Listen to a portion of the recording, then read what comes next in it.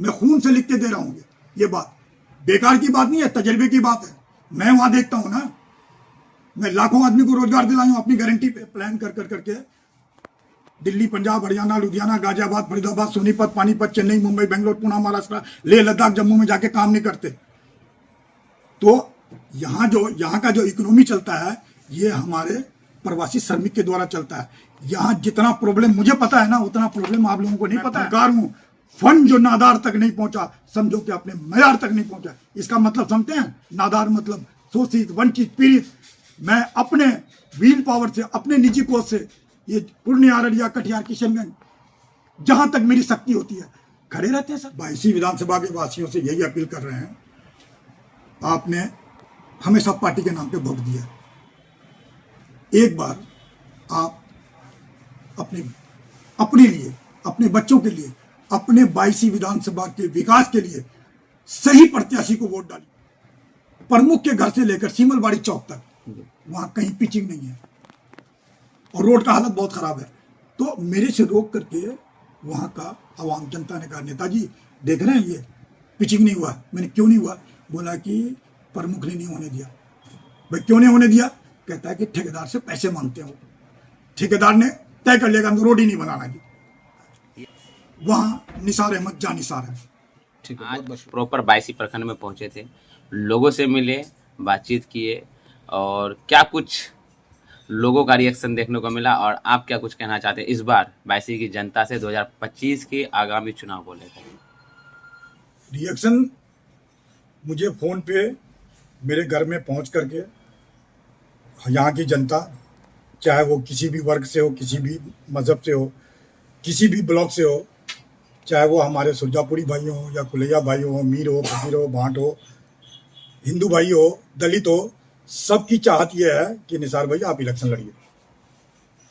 आखिर इलेक्शन लड़ना ही एक समाधान होता है, या जैसे आप अभी भी तो 2010 से इलेक्शन लड़ना समाधान नहीं होता है, क्योंकि अगर इलेक्शन लड़ना समाधान होता तो मैं 2010 से बगैर इलेक्शन लड़े हुए लोगों के प्रॉब्लम का कैसे समाधान करता। अब सवाल ये आता है कि इलेक्शन लड़ना समाधान है, क्योंकि लोकतंत्र में सब कोई इलेक्शन लड़ करके पावर में आते हैं जनता के काम करने के लिए। ये जनता का काम कोई थोड़ी करते हैं, अपना काम करते हैं। आप आएंगे जीत कर पावर में, आप जनता का काम करेंगे, इस बात का बिल्कुल कैसे लोगों करेंगे। को भरोसा दिला सकते हैं? भूत के पांव पालने में दिखाई देते हैं, मैंने करके दिखाया। हमको किसी की गारंटी की जरूरत नहीं है, जनता हमारा गारंटी है। क्या लगता है जो काम अभी आप कर रहे हैं, जीतने के बाद वो काम हो पाएगा? मरते दम तक, जब तक मेरा सांस चल रहा है, जब तक मेरे खून गर्दिश कर रहा है, तब तक काम करते रहेंगे। जो जीत के आते हैं उसकी जिम्मेदारी बढ़ जाती है, ऐसे में आप पब्लिक का भलाई करेंगे या जिम्मेदारी में? जितनी जिम्मेदारी बगैर जीते हुए हमने किया ना, जीतने के बाद वो आसान हो जाएगा।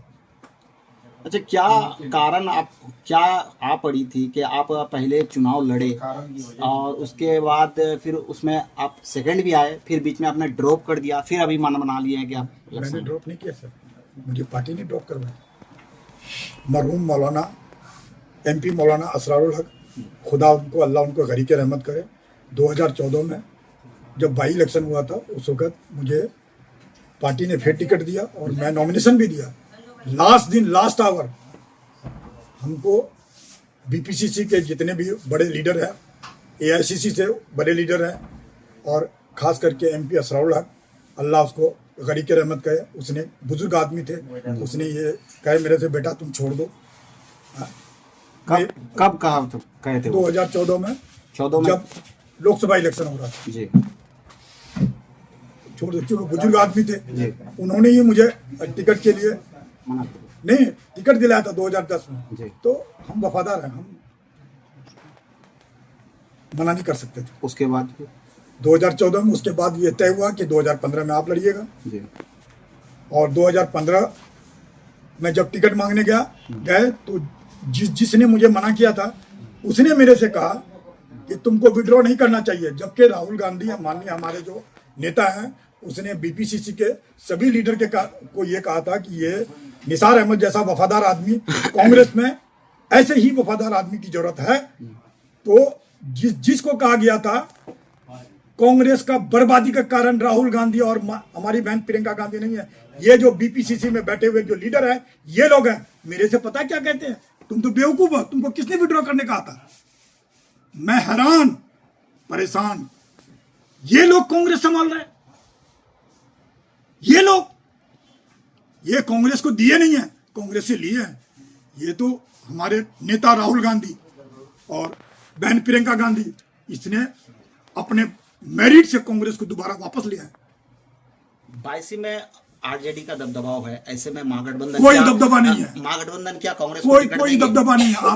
आप आरजेडी में ये सीट रहेगा ना, ये सीट लूज हो जाएगा सर, चाहे टिकट किसी को भी दे दीजिए आप, ये सीट हर हालत में इंडिया गठबंधन को निकालने के लिए आपको कांग्रेस में देना ही होगा, आरजेडी को, तभी ये सीट निकलेगा।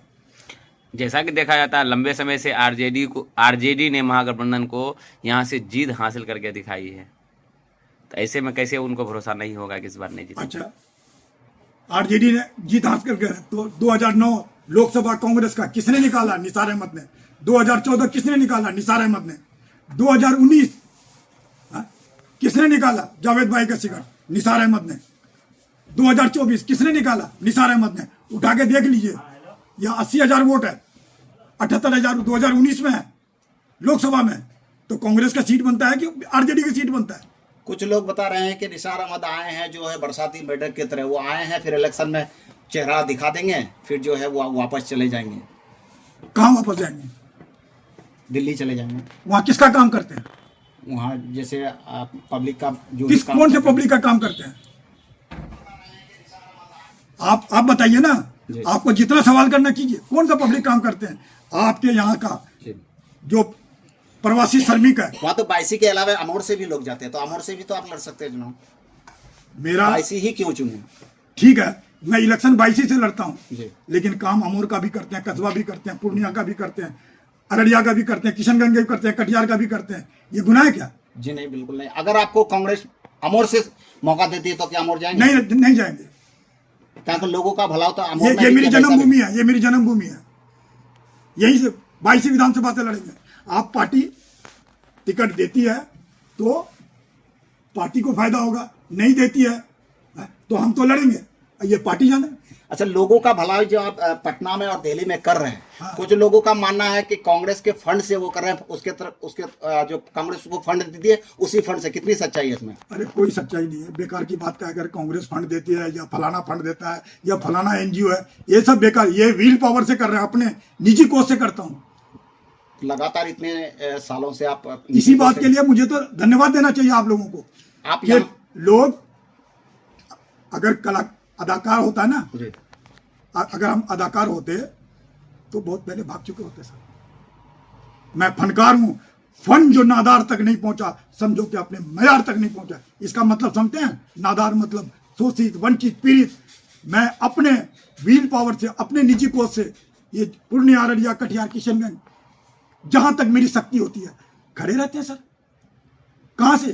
पंचायत से पंजाब तक, गांव से दिल्ली तक। आज यहाँ है पटना में, आपका कौन काम देख रहा है? पटना मेरा आदमी बैठा है, दिल्ली मेरा आदमी बैठा है जी। उसको तनख्वाह देते हैं।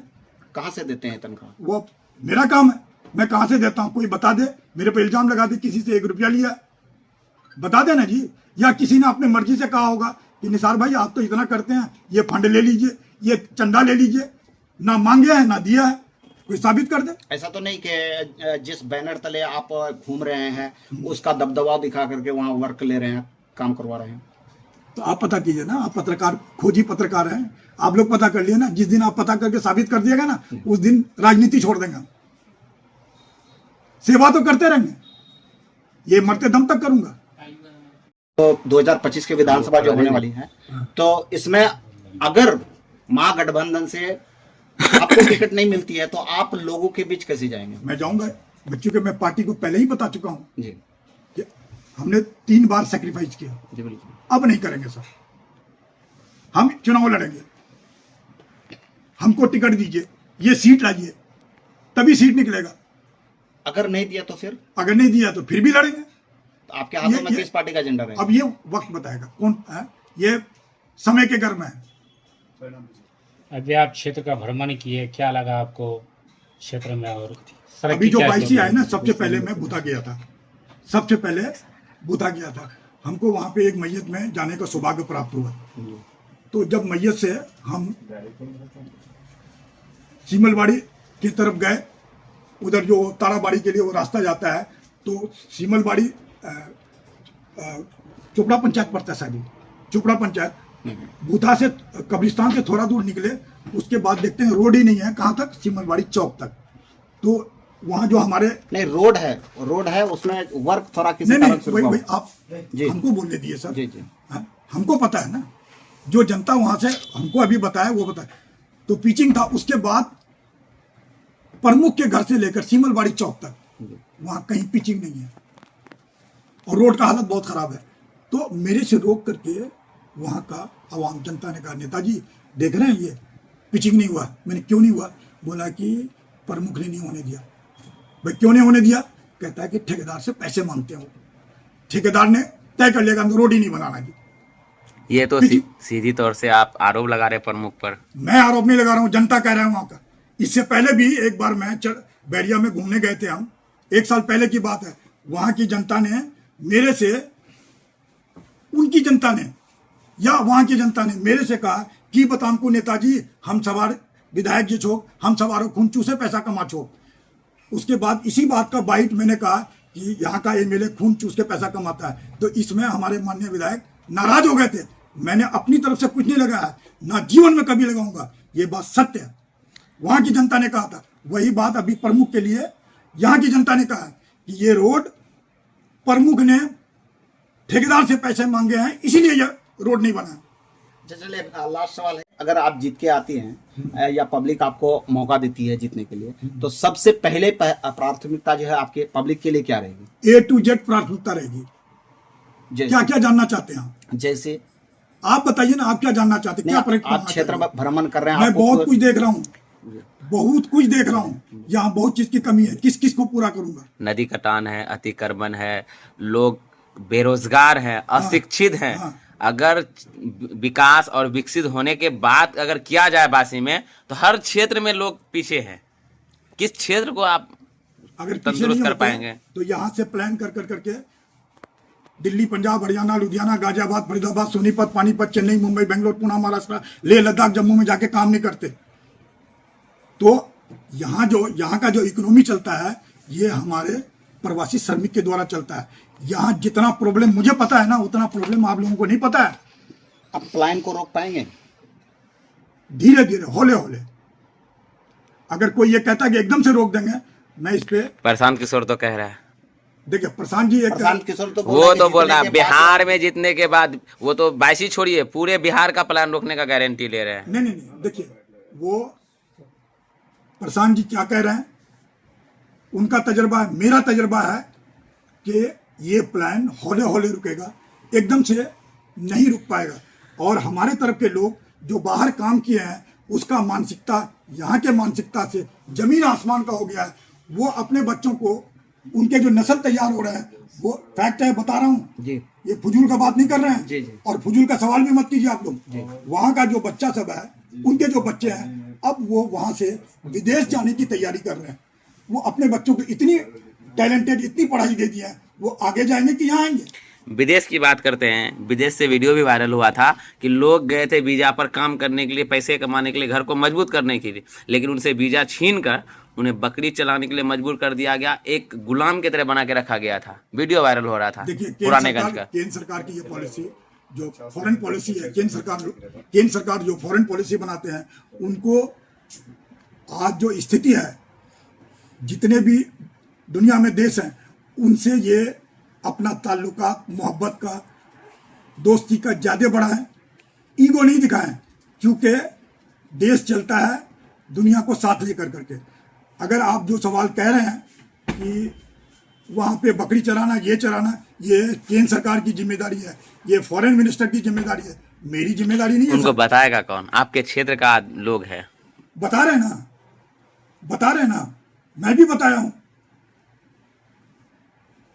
आप इस चीज को नोटिस में ले रहे हैं, मेन चीज को नोटिस में क्यों नहीं ले रहे हैं सर?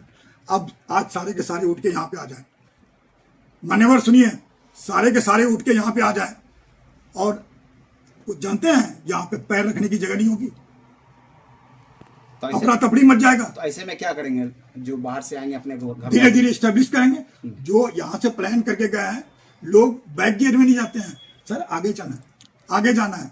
यहाँ जो लोग यहाँ से बाहर प्लान करके काम करने गए हैं वो मजदूरी कर करके अपने बच्चों को पढ़ा लिखा करके वो और भी आगे बढ़ाना चाहते हैं, बैक नहीं आना चाहते हैं। ये मैं खून से लिख के दे रहा हूँ, ये बात बेकार की बात नहीं है, तजर्बे की बात है। मैं वहाँ देखता हूँ ना, मैं लाखों आदमी को रोजगार दिलाया हूँ अपनी गारंटी पे वहाँ पे। चलिए अंत में बायसी विधानसभा के वासियों से क्या अपील कर रहे हैं? बायसी विधानसभा के वासियों से यही अपील कर रहे हैं, आपने हमेशा पार्टी के नाम पे वोट दिया, एक बार आप अपने लिए, अपने बच्चों के लिए, अपने बायसी विधानसभा के विकास के लिए सही प्रत्याशी को वोट डालिए। जो आदमी बगैर किसी लालच का आपके गांव से लेकर के दिल्ली तक और पंचायत से लेकर पंजाब तक आपके बच्चों का, आपके भाइयों का रात दिन सुबह शाम 365 दिन, अभी आप क्या करे थे, एक महीना 24/7 काम करता हूं मैं, गला बच जाता है। लोग बोलते हैं निसार तुम गुस्से में क्यों बोलते हो? अरे गुस्से में इसलिए बोलते हैं, कोई भी यहाँ पे जितना भी एमएलए का जनप्रतिनिधि है नरम बोलता है लेकिन काट जख्म बहुत जबरदस्त देता है, इसीलिए गुस्से में हूं। मेरा कलेजा फटता है कि मैं करूं तो क्या करूं। आप कल हम अपनी पंचायत गए थे, हमारे बहुत ही बुद्धिमान मान्यवर हिंदू समाज के लोग कहते हैं निसार भाई आप मसीहा हैं। मैंने कहा बेकार का बात कर रहे हैं, मसीहा क्या होता है? आप एक बार विधायक बना के दिखाओ फिर देखो मसीहा क्या होता है। निसार अहमद का क्या नारा है?